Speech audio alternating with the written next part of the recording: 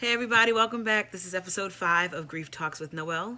I'm very happy and very honored that you chose to click on this video and watch and listen as I share my experiences with grief. I am just trying to help remove the stigma that is associated with talking about grief. People think that there is embarrassment, that there is shame in displaying vulnerability. And I just want to help just combat that because that is absolutely not true. Talking about your grief is not a display of weakness. In fact, it's the ultimate display of bravery and strength.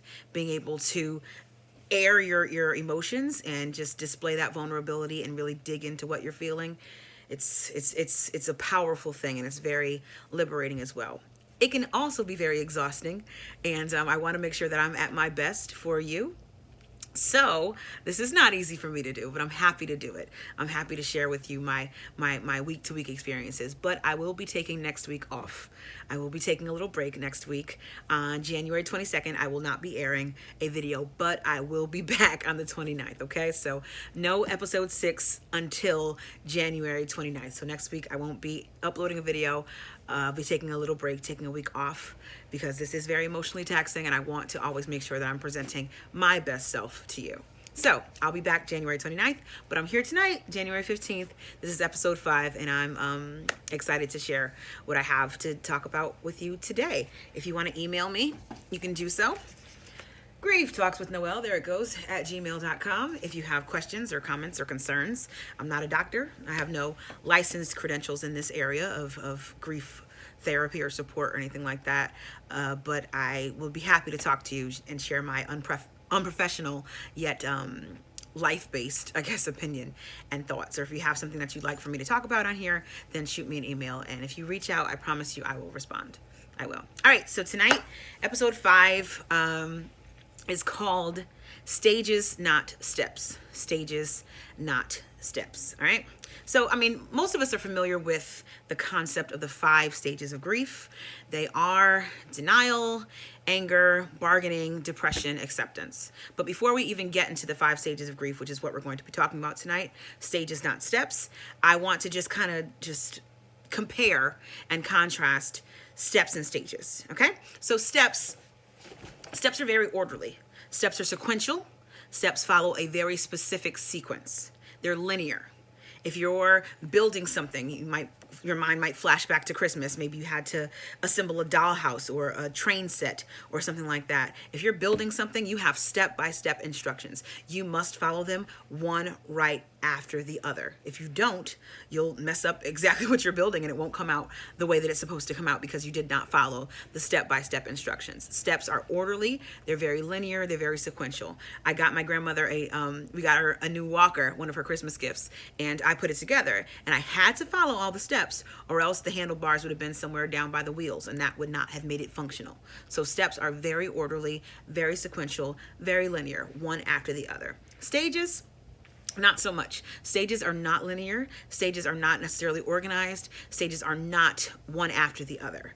Instead, I'm going to use, I guess, a theatrical comparison here. I'm an actress and a singer, and I've spent a good amount of time on stages. So here's my parallel. So a stage in the performance realm is basically a flat, empty space, a flat, empty, open space that pretty much doesn't mean anything, can be anything, is pretty, easily manipulated by customizing it. It doesn't mean much until you customize it and make it your own. So it's basically an open space that does not have an identity, does not have a name or a label until you start to customize it. So until the designers start to put set materials on it and things of that nature to create the scene, to create what it is, it doesn't really mean anything. So there is a very almost amorphous-like concept to a stage. It's a flat, open space. And because it's so open, multiple people can be on the stage at once. So I might be on the stage in one spot, and then another actor might be on the stage in another spot. I might be center stage, somebody else might be downstage left, somebody else might be upstage right. There's different places that you can be on the stage and still be on the same stage, okay? So here's my parallel with that. Steps, orderly, sequential. Stages, not so much. They might go in any non-specific order, and they're wide open. So you might be in one place in a stage, and I might be in a totally different place in that same stage. Okay? The 5 stages of grief. We've got denial, we've got anger, we've got bargaining, we've got depression, we've got acceptance. All right, so here we go. They're stages, they're not steps. Denial. That means I can't believe that this is real. And I'll just take you back to my own experiences. December 19th, 2018, the doctor told my mother and myself in the hospital that my father didn't make it.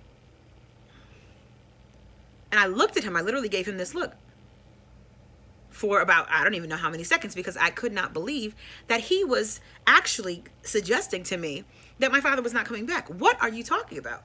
I wanted to ask him because, like, no, there's no way in the world that this can be real, because I just talked to my father. I was just there in the room with him like a few hours ago, and he was doing okay. He was supposed to start physical therapy the next day. Like, what are you talking about? He's not here anymore. I cannot believe that this is real. I cannot believe that I'm going to walk around this house and not see him. I'm sitting at his desk right now, this very moment, and I still can't believe that he's not here to occupy this desk. And sometimes denial can be functional for certain individuals. Like for me, for example, I had to kind of almost resort to denial for certainly those first few weeks while we were planning the funeral and everything, because I had to go into a place where I did not yet embrace the fact that my father was gone, because I had to get so many things done.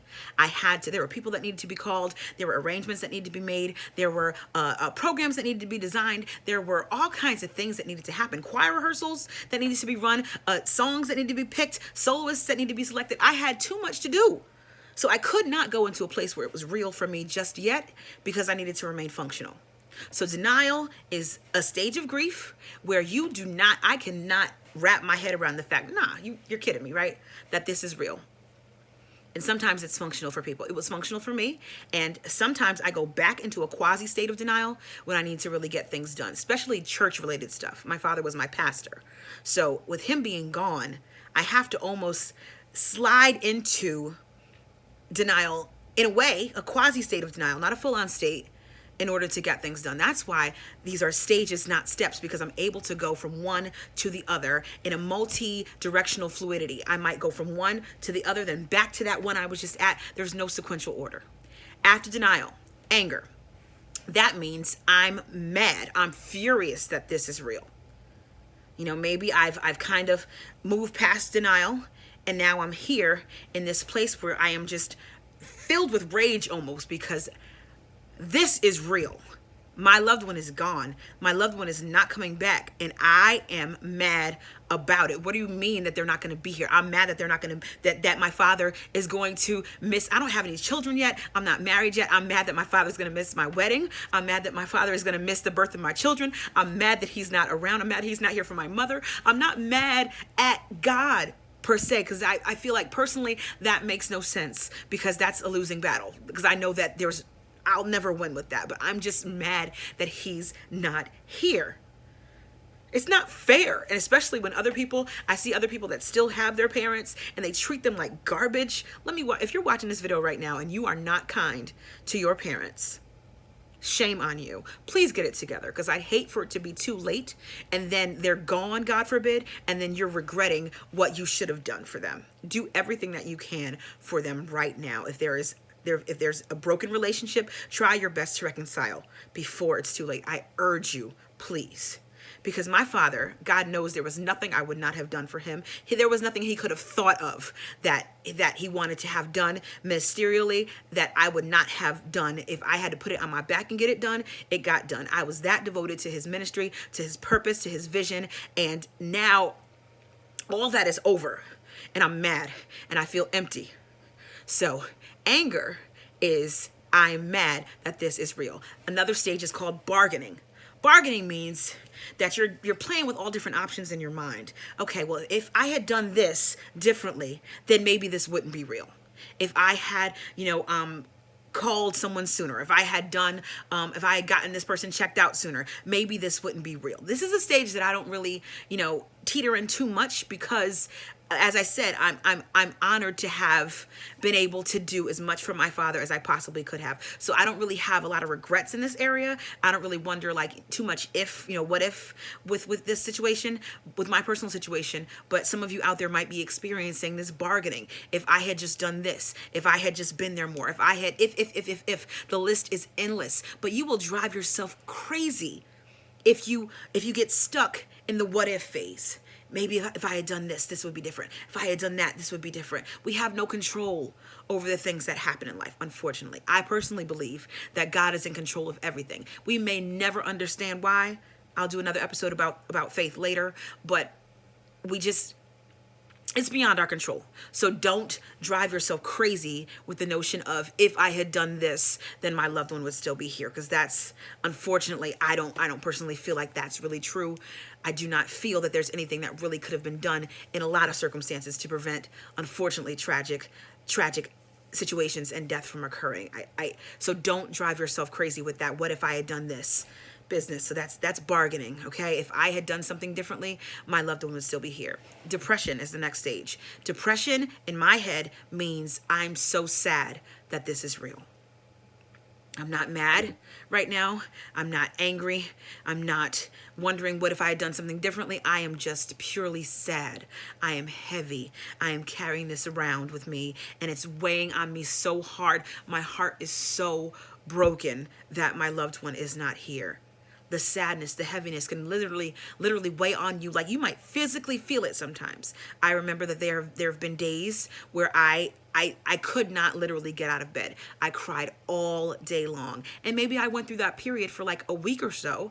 And then maybe I went back to anger, or maybe I went back to denial. I don't know. This is why I'm trying to help you understand. These are stages. They're not steps. You move from one to another, but then you might come back to another. They're open spaces where you are allowed to move. Even in the different stage, you're allowed to move throughout the stage and be in different spots of it.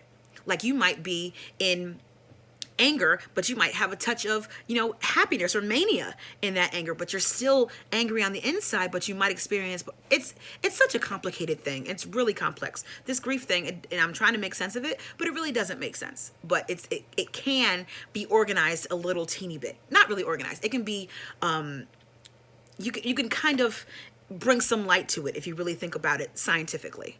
Okay, so far we've done denial, we've done anger, we've done bargaining, we've done depression, and finally the last stage of grief is acceptance. And that, in my head, acceptance means I don't like it, but I accept that this is real. It's not what I want, but I accept, I guess this is really reality. My loved one is really gone. I hate it, but I accept that it's real. Personally, I feel like I've been in somewhere between anger and depression for maybe the last several months of my life, occasionally dipping my toe in acceptance. I'm not all the way there yet. I'm not. And that's okay if you're not either. But we'll get there. We'll get to the point eventually. It might take weeks, months, years even. And that's okay, because your process is your process. There's no cookie cutter, clearly defined manual for this stuff. It's the hardest thing that you're ever going to have to deal with in your life. And it's your process. And you're allowed to make it your own. You're on that stage.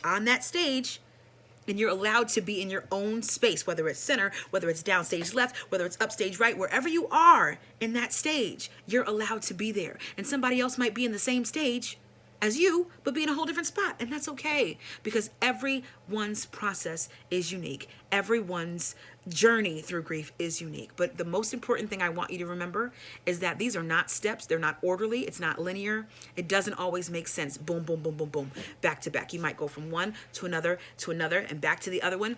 That's okay, because it's your process. Embrace your process. Feel your process. Deal with your process. Talk about your process. These are not steps. They're stages. Okay, so that was our grief talk for tonight. And remember, I'll be off next week, but I will be back on not December. What month is this? See? I need a break. I'll be back on January, what did I say? The 29th. I'll be back. I'll be off the 22nd, but I'll be back on Wednesday, January 29th with another Grief Talk. And I'm so, again, thank you. Honored. Thank you. Humbled. Thank you that you chose to watch again. So thank you so much. And I'll see you next time. And let's keep talking. Bye-bye.